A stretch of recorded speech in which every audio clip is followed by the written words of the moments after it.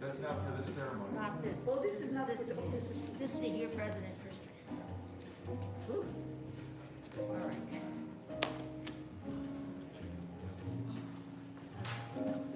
Huh?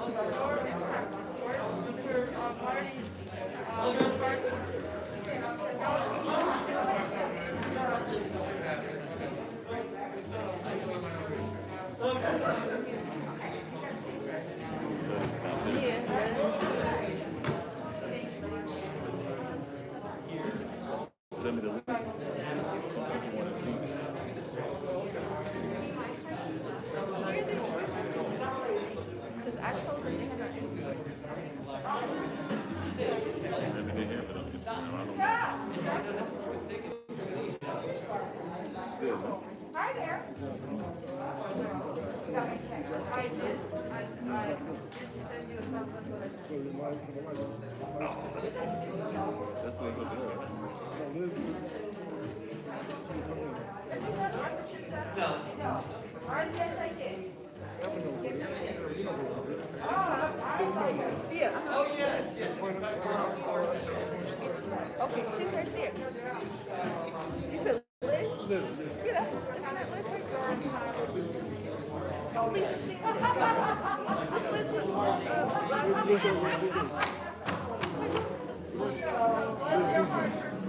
Oh, Liz, sorry. I'm thinking, sorry. She's not in here yet. It's called New Coast Alumni. Is where she had it for the Instagram Live. That's what she had. Yes. NP Alumni on Instagram. But I can't get on the Instagram.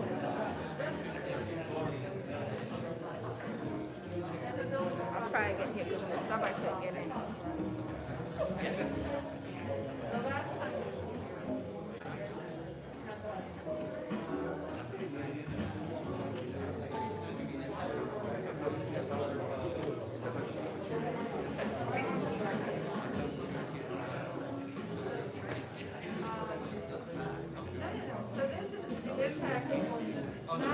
Yeah, that's what she told me, but I don't see it either.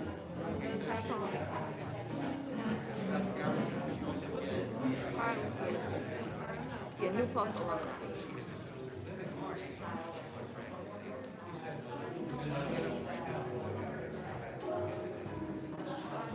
Somebody else. I'll send you the other.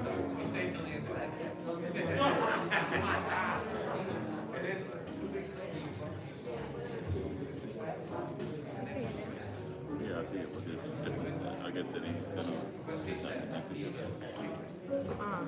No, that's not on there yet.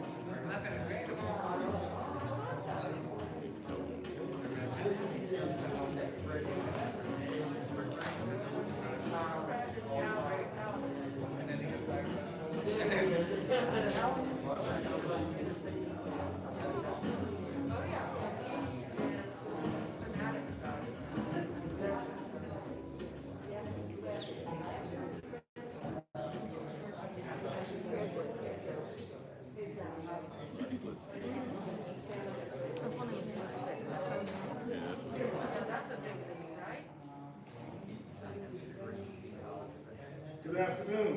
Good afternoon. Well, welcome to the State of the College address by our President Donald Christian. I hope you guys have enjoyed your day. I'm going to just share with President Christian. This is his last presidency talk. So it's, you just take that all in, right? Just take it all in. So, as I said to him, new chapter. We'll have new chapters in our lives, right? So he's getting ready to close one chapter, so we new chapter. So that being said, our president of the SUNY, President Donald Christian.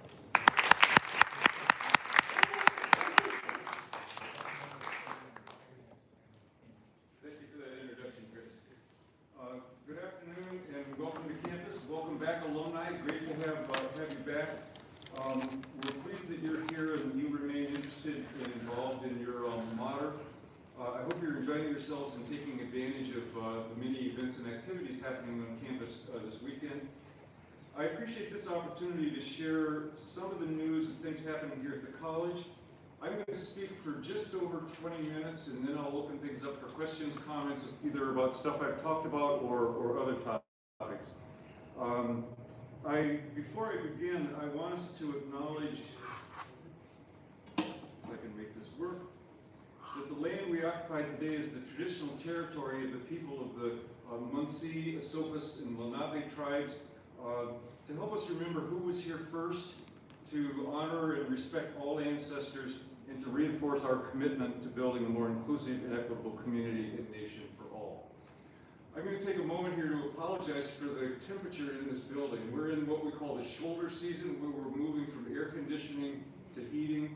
We have literally miles of pipeline, high temperature hot water lines underneath the campus grounds, and I think you can appreciate that it takes a while to get water flushed out of that and warm water in. And so we're a little on the warm side here, and I'm going to exercise presidential authority.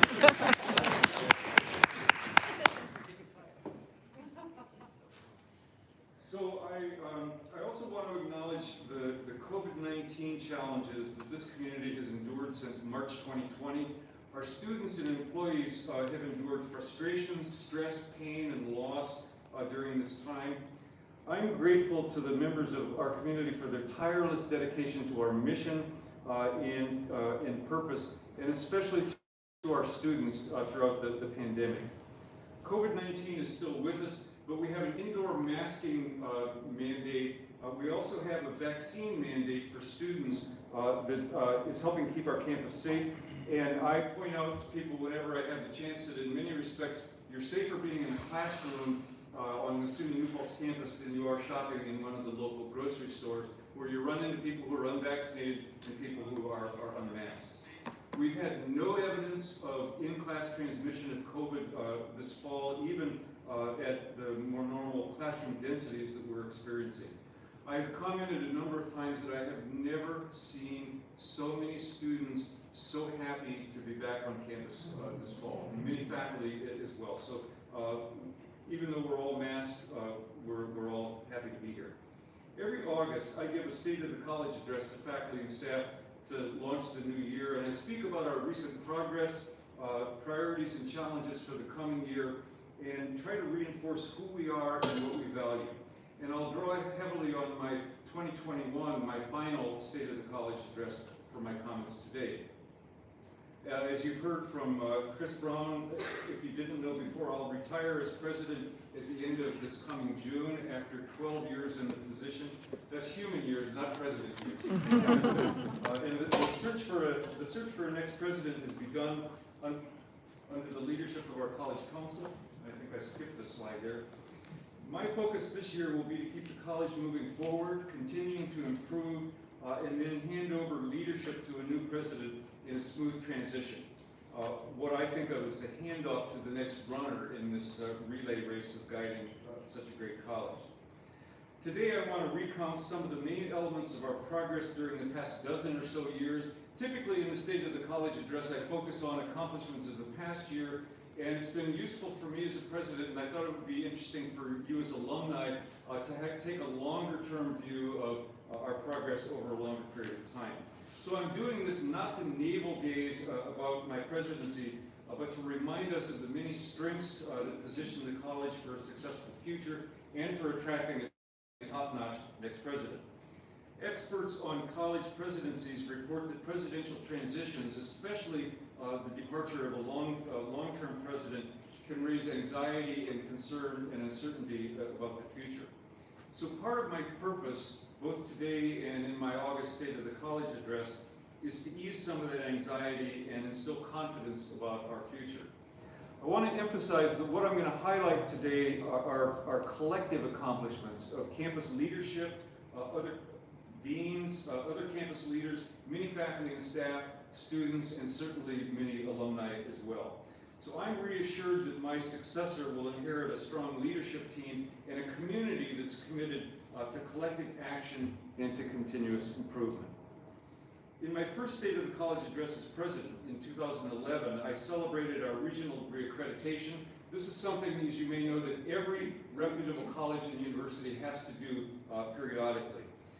And I'm pleased to share that last spring we met all standards and were again fully reaccredited for another 8 years. We're proud to be included in many best value rankings of public colleges and universities, both in the Northeast and across the U.S. We're ranked in the top 3% on an index of, including more than 1,400 colleges and universities, on an index of our impact on social and economic mobility of our graduates, something we're very proud of. I want to say a bit more about rankings. In the latest U.S. News and World Report ranking, SUNY New Paltz moved up to number 6 from number 9 among all public universities in the North region.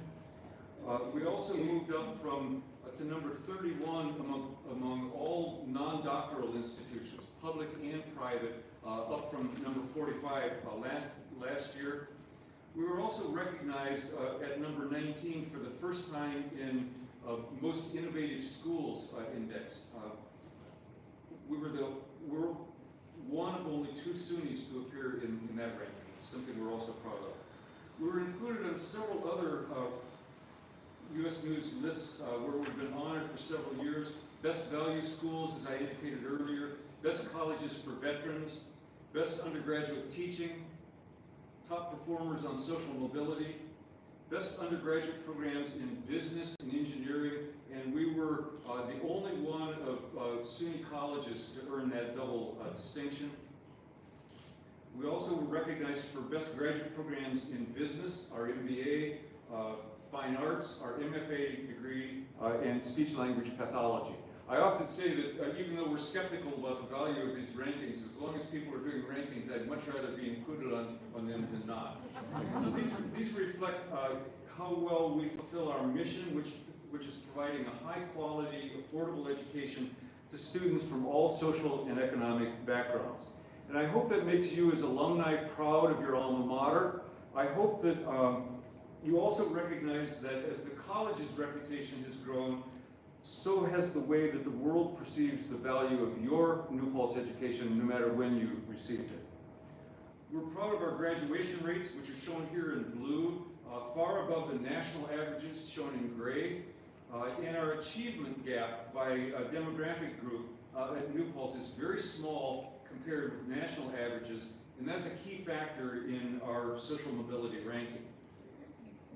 We offer more majors and minors than the typical regional comprehensive university, which is a plus in our ability to recruit and serve students well.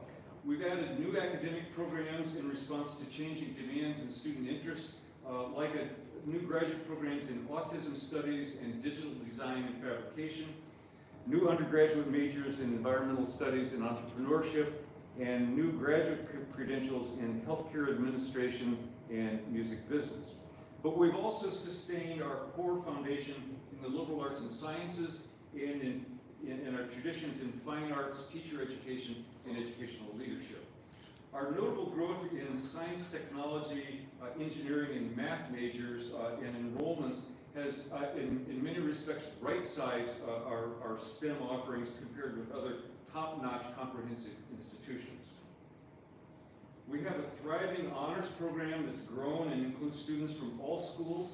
Honors is now a really strong factor in our ability to recruit high-performing and engaged students and provide them with challenging, high-impact learning experiences.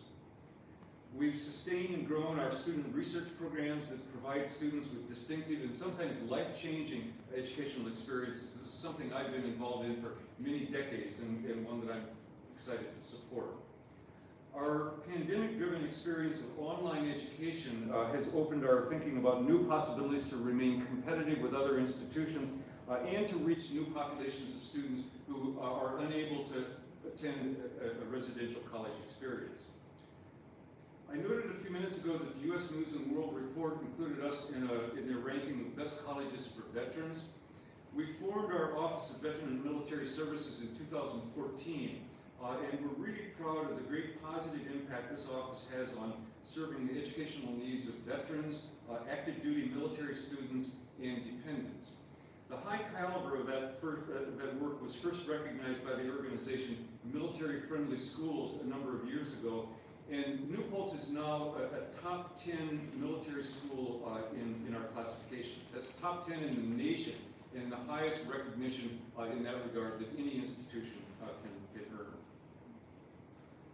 Our student body has grown more diverse. We have strong programs to support the success of all students, including the AC Squared, AMP, and C-STEP programs that support underrepresented students in STEM fields, the Educational Opportunity Program, and the Scholars Mentorship Program, for which we recently created a great new space that I think Mark and his students are really enjoying living and working in.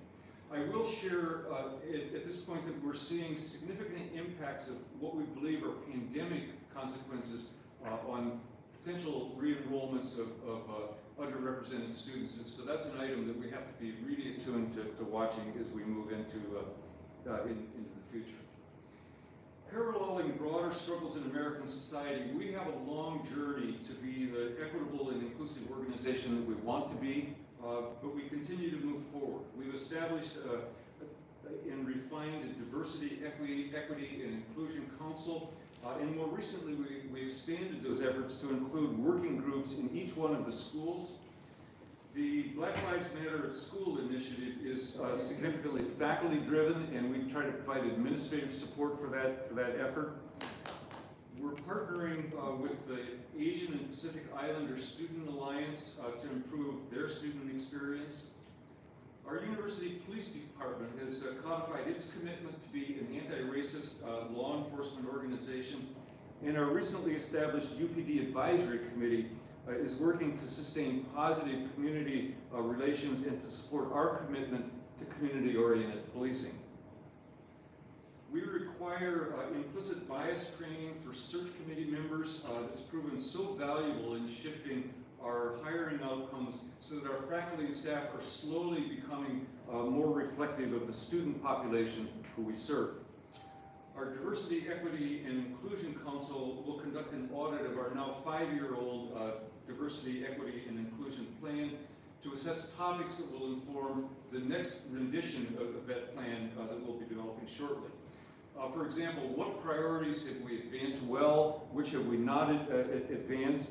What's changed in higher education and in the broader world that provides a different context for the plan than was the case in 2016? We're having conversations with faculty and faculty leadership to develop new courses and curricula that squarely address the history and the contemporary legacies of racism and racial violence and other inequities that are among the nation's biggest challenges.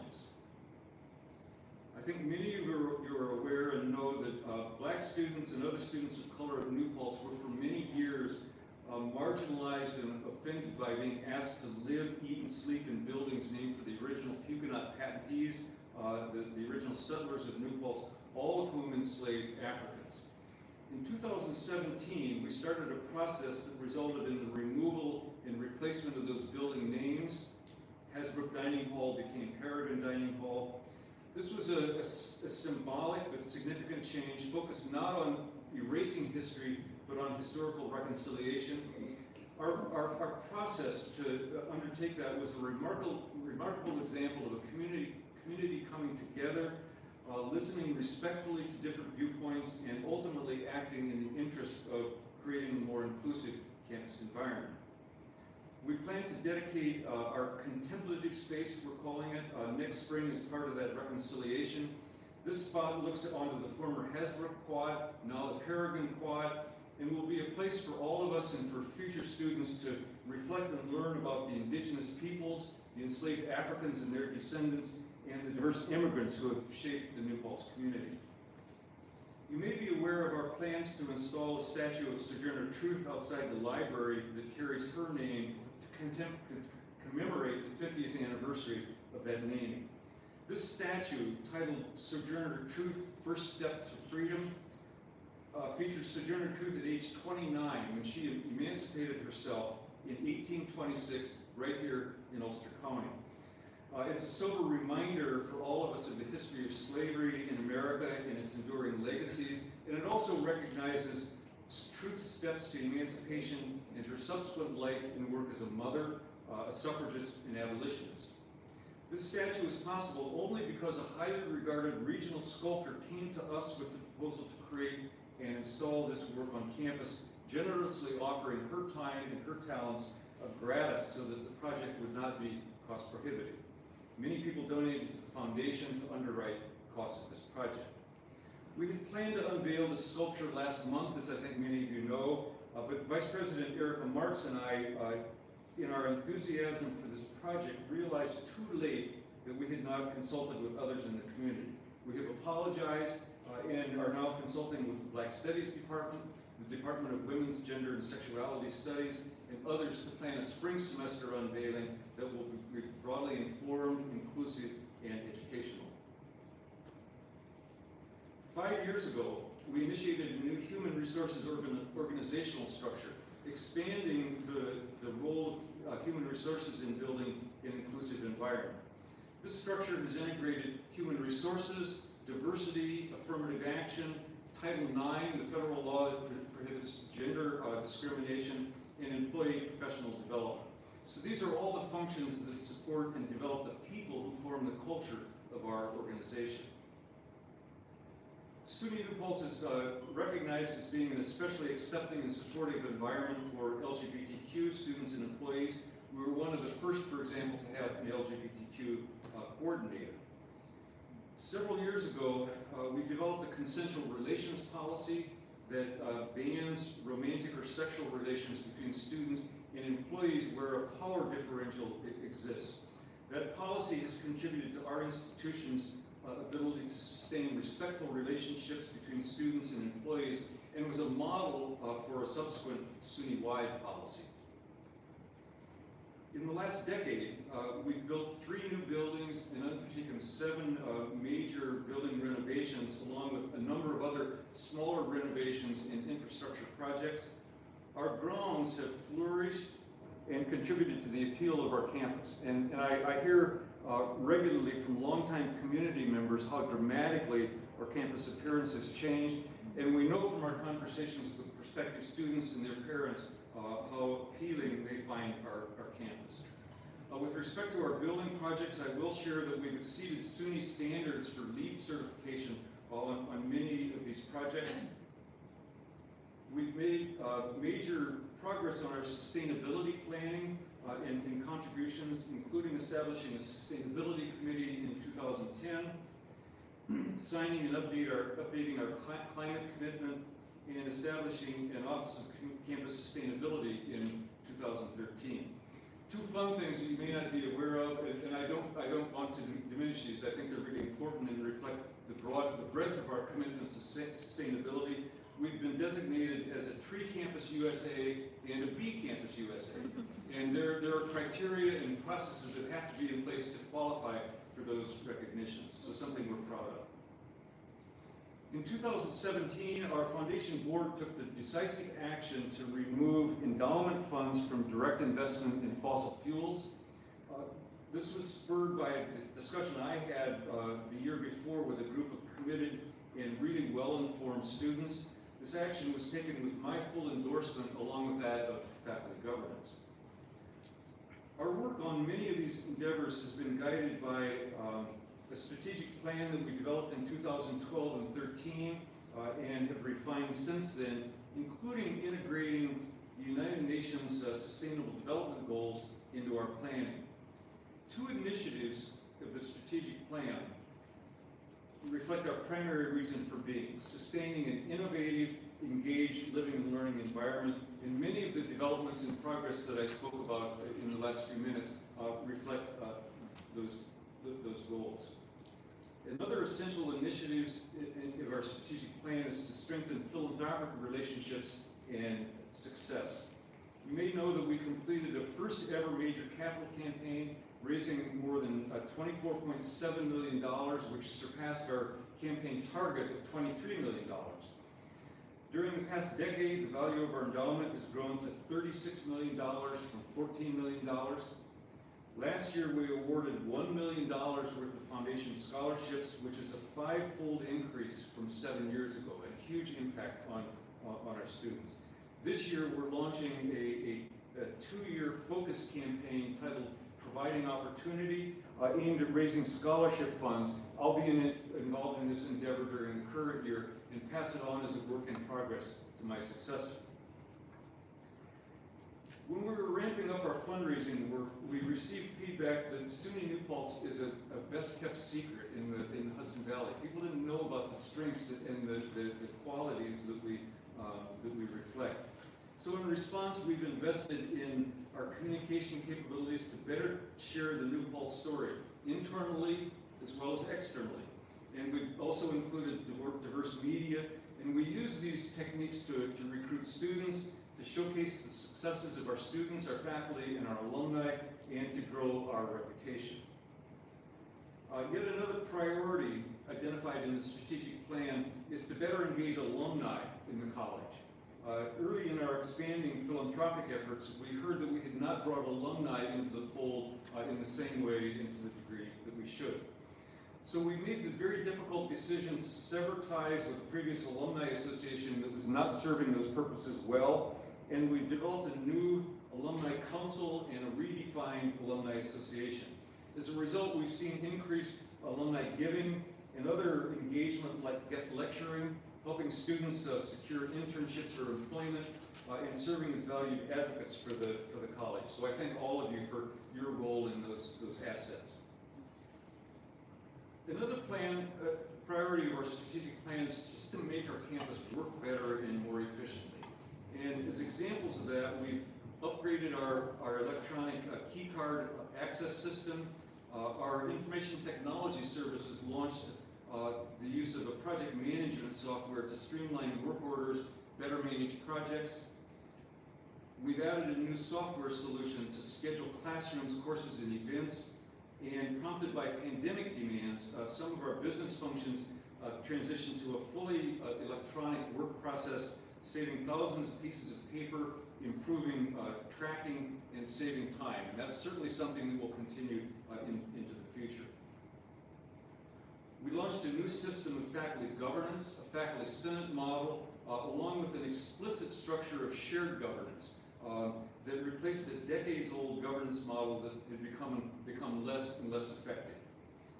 Another priority is to engage our region and community more effectively, and as a consequence of our commitment and our focus on that priority, SUNY New Paltz is increasingly valued as a regional asset and contributor, both for the high-quality educational offerings we provide, and also for the many ways that we extend our expertise to benefit the region. We convene important events on campus. This one, a solar eclipse event, clearly pre-pandemic. Many campus members volunteer and serve on nonprofit or advisory boards.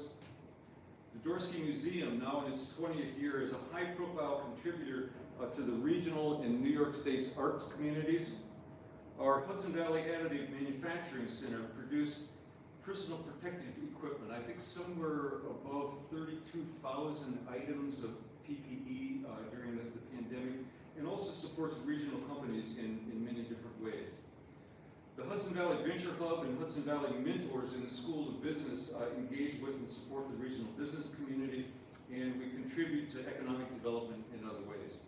I couldn't resist including this image of me with Lieutenant Governor Kathy Hochul at the time, now Governor Kathy Hochul. Our Benjamin Center, the Institute for Disaster Mental Health, and many other college units also contribute to these goals. I will say here that not every college has the kind of great relationship that SUNY New Paltz has with the village and the town of New Paltz. And this is certainly a strength that I will share with presidential candidates who come to campus to interview. So these are among the assets that we carry into this transition and into the longer term, and that certainly exemplify the kinds of strengths that will be highlighted as we seek a new leader. Here are some current year initiatives that I want to speak about very briefly. Last year we started a psychological resilience project, and we'll continue this year. This is an endeavor that draws on the expertise of the Institute for Disaster Mental Health, helping students develop and implement self-care and good mental health strategies. This is a key issue in higher education across the entire country, both during and now hopefully post-pandemic. So we're also exploring ways that we can tap into the major investment that SUNY is making to support and address student mental health needs in a post-pandemic era. This year we'll establish a carbon neutrality task force to identify a target date and a comprehensive strategy to become a net zero carbon campus by reducing emissions and increasing offsets. We're introducing new structures and processes to focus on increasing new undergraduate and graduate student recruitment. You may or may not know that right now about 80% of the funding that we have to spend on our core operations comes from student tuition and fees, only about 20% from state taxpayer support. The direct taxpayer support that we received this year is exactly the same as it was in 2012 and 13, but our costs have increased as a result.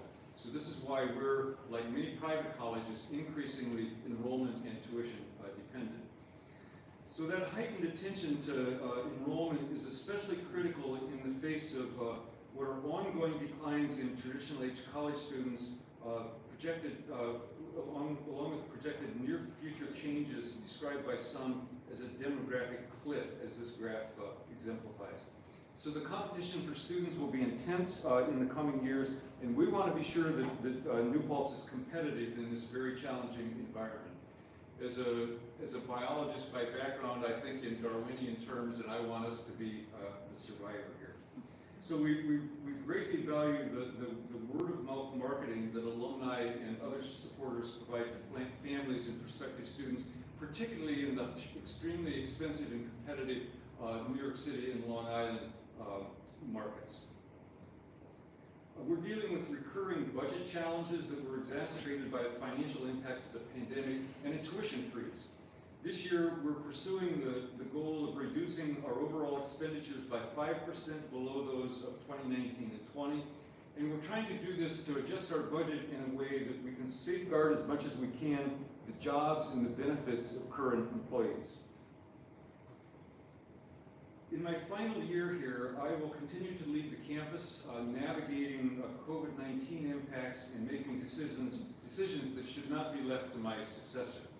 I'm working to maintain relationships and build new ones that will be important for the college's continuing success. I'll support this transition in ways consistent with best practices, and that includes staying out of the way where I need to stay out of the way. I'll continue my long-term commitment to full and open communication, and at a personal level, I'll be letting go and saying goodbye throughout the year, which is certainly a bittersweet task. So I'll end today by reminding you that in its long history, this college has adapted and thrived through many leadership changes, and I'm confident that we have the resilience, the capability, and the commitment to press ahead in my remaining months and beyond. I certainly recognize that presidents come and presidents go, students come and students go, but alumni as a body remain. And I hope that you will continue to engage with and support the college and future students in the great education that we aim to provide to New York citizens. So thank you for being here, and on that note, I will now stop and take questions or discuss any topics about the college that you may have in mind. Thank you.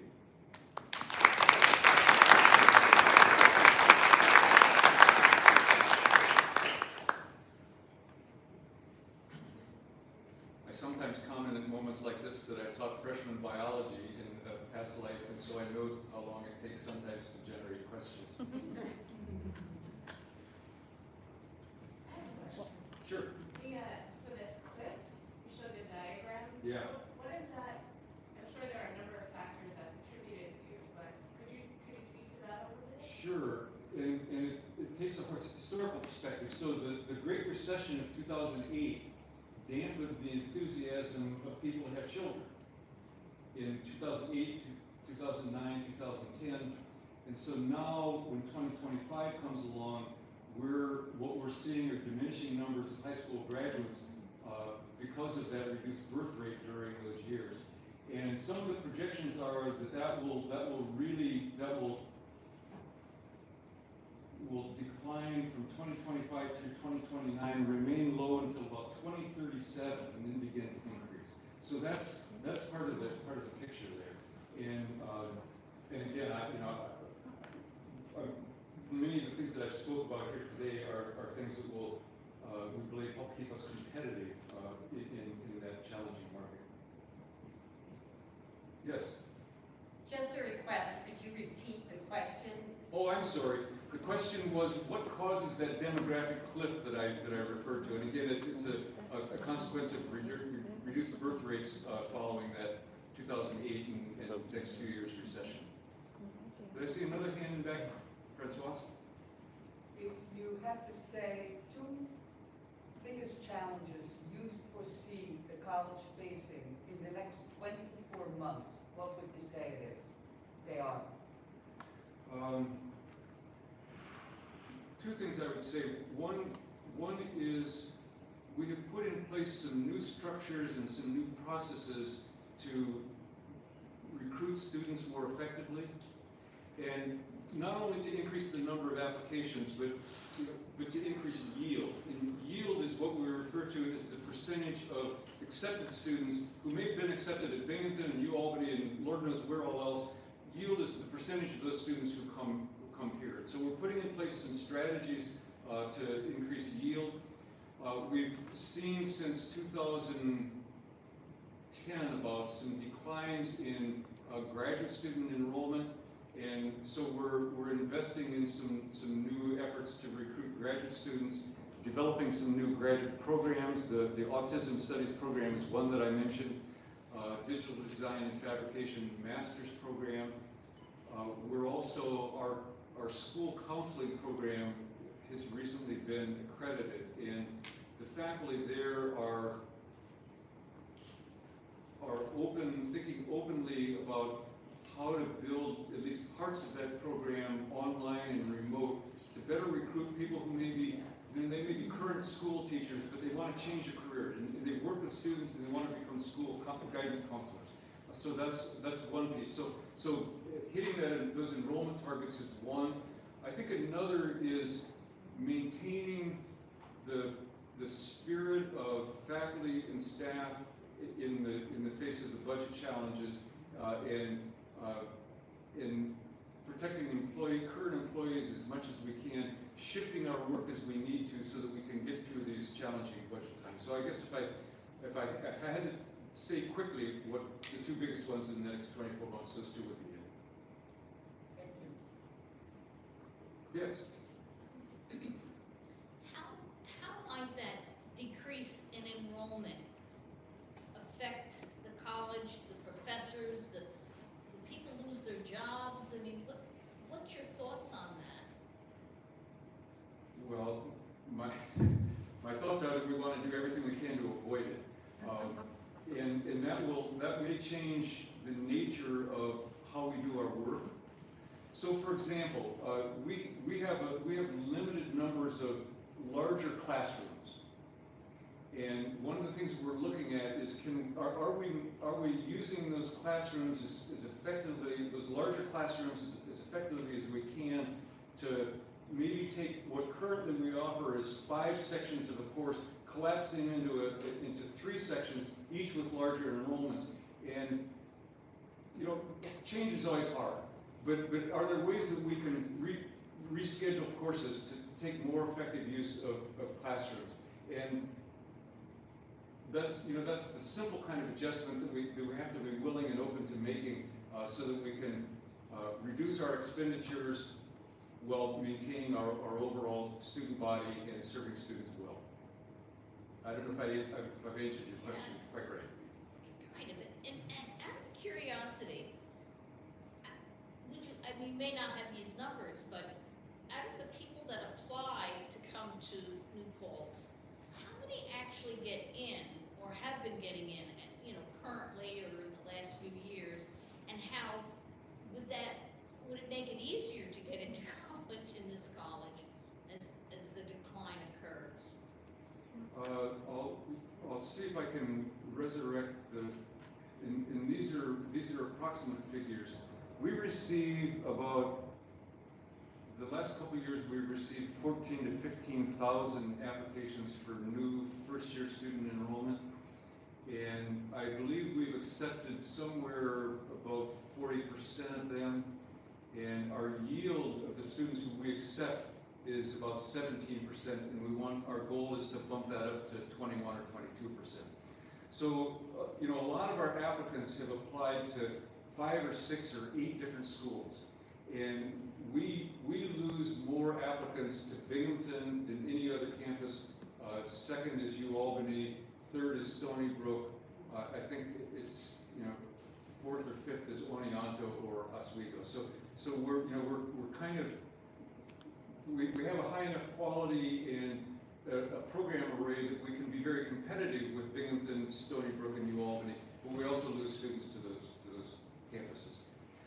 Another dynamic for us is that every year during my presidency, I've been able to say that half of our graduates the year before came to us as transfer students, most from the community colleges.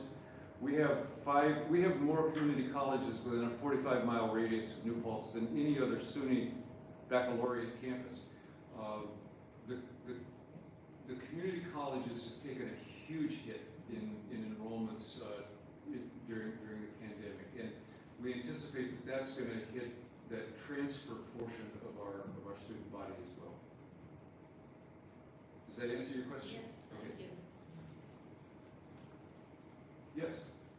First of all, I wanted to thank you and thank your team for the job that you've done. It just has been one by coming back periodically. It's really, the campus looks great.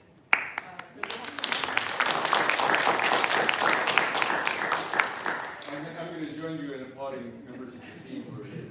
Thank you. So I graduated from 1981, and I can vouch for the fact that at that time, it wasn't something that I bragged about. Where did you go to undergraduate school?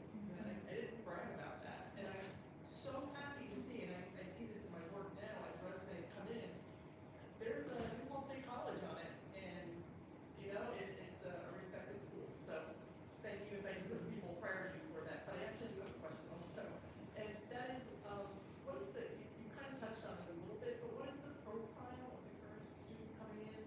GPA, where does the student come from? What majors are attracting students here? Wow. GPA is 93 average. Yeah, the high school grade is well above 90s. I don't know that I even want to comment about standardized test scores because we're treating those as optional, and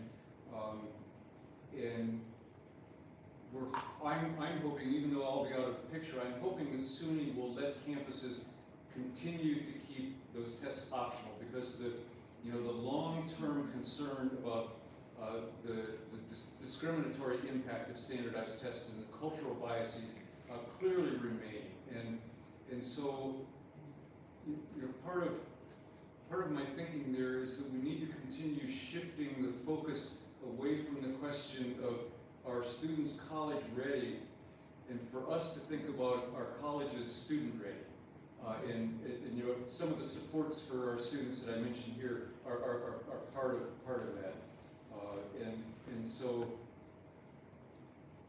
I So that- appreciate that and agree. Yeah. What majors attract? Yeah, psychology is our biggest major. Communication and digital media are others. Journalism is pretty popular.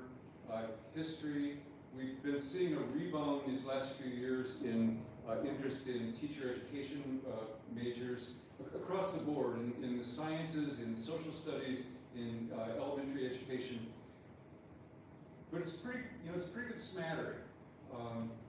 We've seen big growth in STEM fields, as I mentioned. Our School of Science and Engineering has gone from being the smallest enrolled school a dozen years ago to now being the second largest next to liberal arts and sciences. So those are some of the popular ones, but it's really widespread.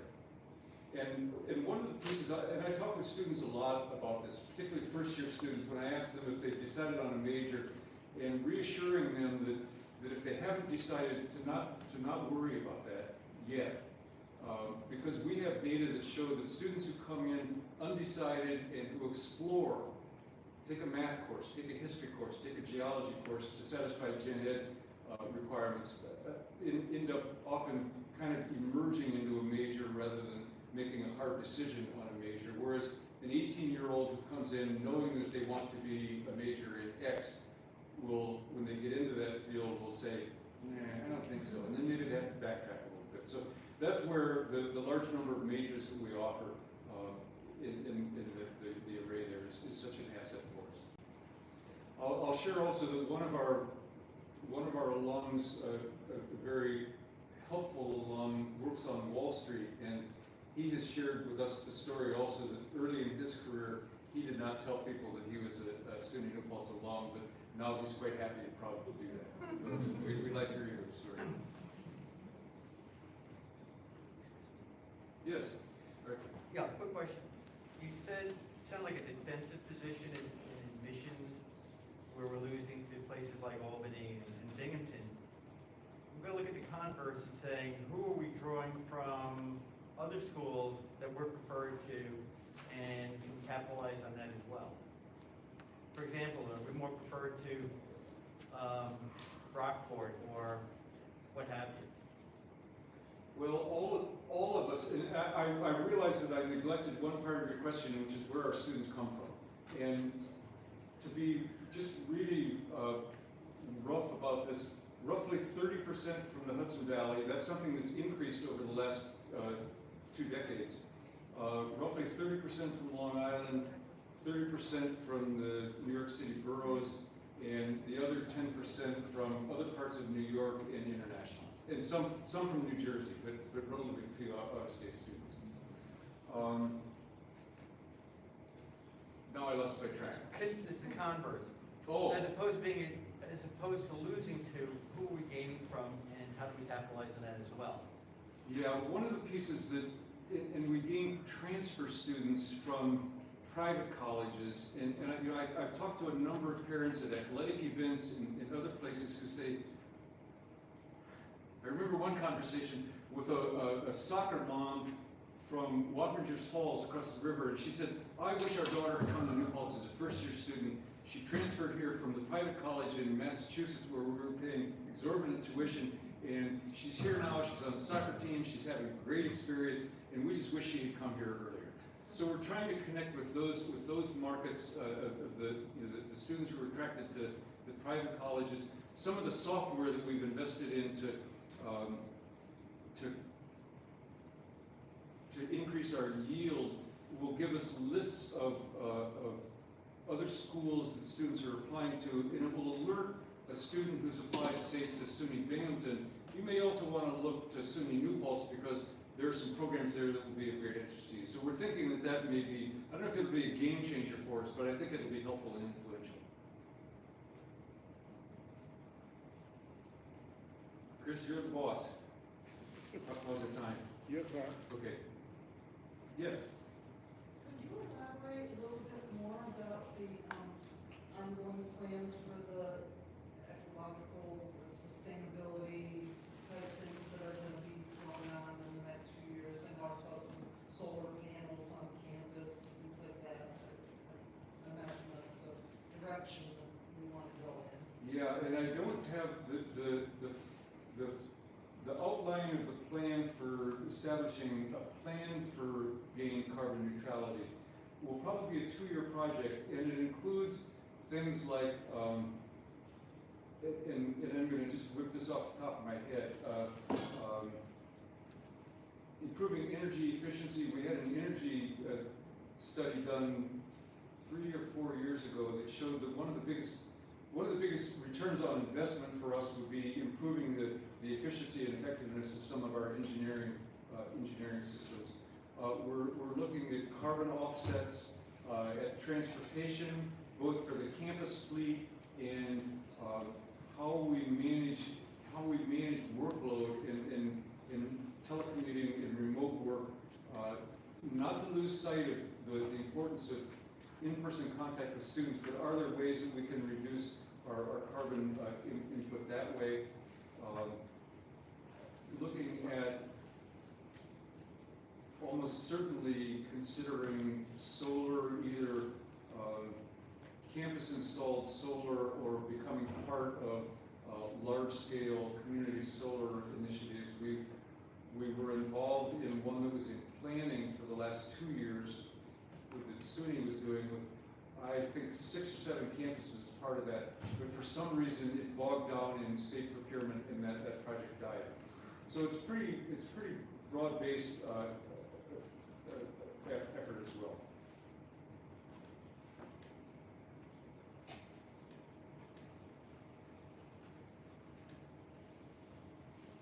As you can tell, I always like talking about SUNY New Paltz, so I appreciate the questions and I appreciate the opportunity and all of your attention here.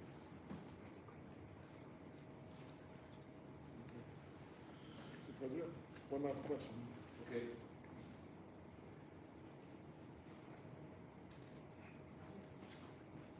none, thank you all for your attention.